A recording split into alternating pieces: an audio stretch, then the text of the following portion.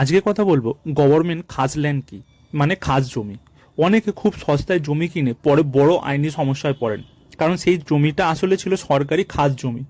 আজকে জানবো খাস জমি কি আর কেন এটা কেনা খুব বেশি ঝুঁকিপূর্ণ। খাস জমি মানে হলো এমন জমি যার মালিক হলো সরকার, অর্থাৎ এই জমির মালিক কোনো ব্যক্তি নয়, সরকার নিজেই। সাধারণত কয়েকভাবে খাস জমি তৈরি হয়। কোনো জমির মালিক মারা গেছেন কিন্তু কোনো উত্তরাধিকার নেই, কোনো জমি সরকার অধিগ্রহণ করেছে, কোনো জমি নদী, রাস্তা বা সরকারি প্রকল্পের জন্য সংরক্ষিত। এই সব ক্ষেত্রে সেই জমিটি খাস জমি হিসেবে গণ্য হয়। এই সব জমি সরকার নিজের নামে খতিয়ান বা রেকর্ডে রাখে।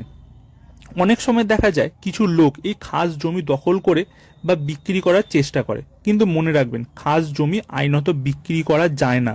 কেউ বিক্রি করলেও সেই দলিল আইনতভাবে বৈধ নয়।